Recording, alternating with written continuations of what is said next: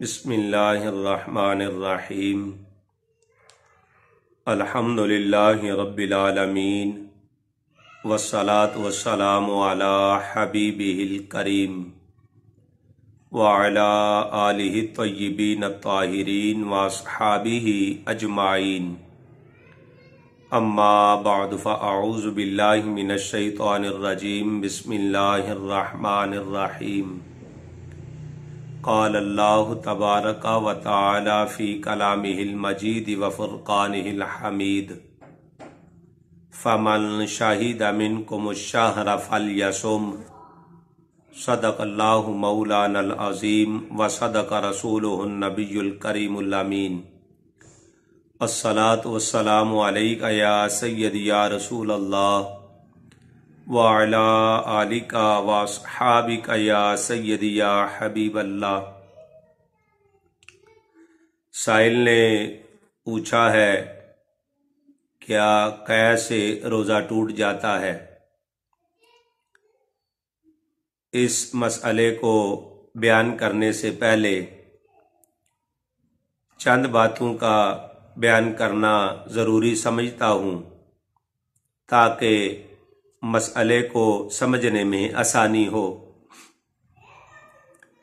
پہلی بات یہ ہے کہ جب بندے نے قے کی ہے وہ اس نے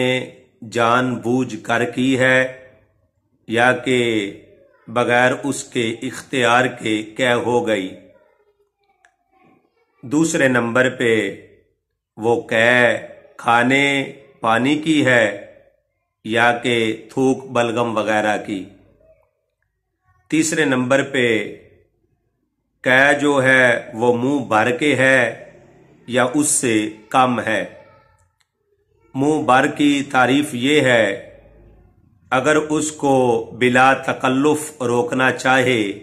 تو نہ روک سکے اس کو منہ بھر کہا جائے گا۔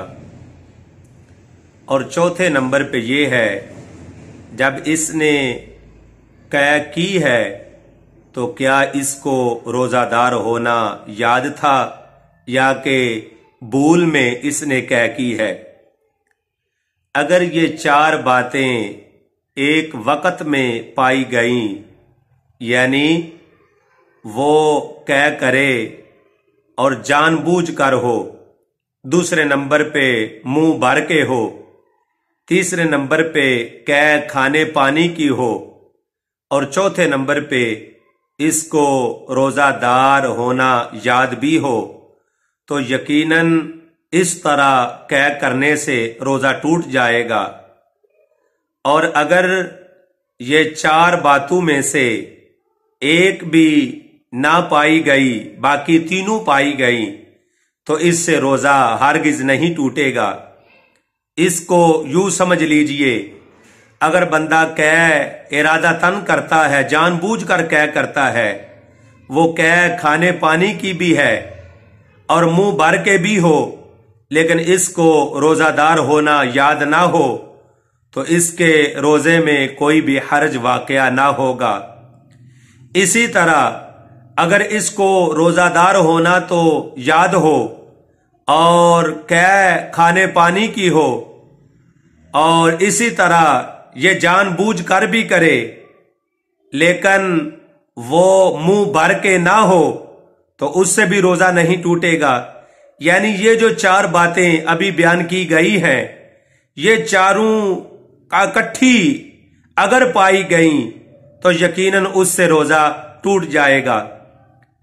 اب رہا مسئلہ یہ کہ اس پہ کفارہ ہوگا یا کہ قضا لازم ہوگی، انشاءاللہ العزیز اس کا بھی بیان جلد ہی کیا جائے گا۔ اس کے بعد قے جو ہے یہ چار باتوں کے پائے جانے کی وجہ سے روزہ بھی توڑ دے گی، لیکن اگر ان چاروں میں سے ایک بات بھی اگر پائی گئی یعنی یہ جان بوجھ کر کرے یا اس کے ارادے کے بغیر ہی قے ہو جائے، اگر قے منہ بھر کے آ جائے، اسی طرح اس کو وہ جو قے ہے وہ کھانے پانی کی ہو، ان میں سے اگر کوئی بھی ایک چیز پائی گئی تو اس سے یقیناً وضو اس کا ٹوٹ جائے گا، اور وہ جو قے ہے اس کا حکم پیشاب والا ہے، اگر اس کے چھینٹے کپڑوں پہ پڑ گئے تو کپڑے یقیناً ناپاک ہو جائیں گے۔ بعد احباب کو دیکھا گیا ہے کہ وہ لا علمی کی وجہ سے اور سستی کی وجہ سے قے کے پانی کو اپنے کپڑے کے ساتھ صاف کر لیتے ہیں اور سمجھتے ہیں کہ کپڑے ہمارے پاک ہیں، حالانکہ قے کا اگر پانی کپڑوں وغیرہ کو لگ گیا تو کپڑے بھی ناپاک ہو جائیں گے اور وضو تو بہرحال اس سے ٹوٹ جائے گا، نئے سرے سے وضو کرنا ہوگا۔ اس لیے یہ جو احکام بیان کیے گئے ہیں، یہ بندہ یا تو پھر کسی صاحب علم کے ساتھ اپنا رابطہ رکھے تو اس سے دین کے معاملات کو سیکھتا رہے، تب ہی جا کر عمل ہو سکتا ہے۔ وحدہ لا شریک جل وعلا نے قرآن مجید فرقان حمید میں فرمایا فمن شاہد منکم الشہر فلیصم، جو یہ ماہ مکرم رمضان المبارک کا پائے تو وہ اس کے روزے رکھے۔ تو روزہ رکھ لینا یہ کافی نہیں ہوگا جب تک اس کو روزہ پورا کرنے کے احکام کی خبر نہ ہوگی، لہذا یہ احکام سیکھنے ہوں گے۔ میرا رب فرماتا ہے فَاسْأَلُوا أَهْلَ الذِّكْرِ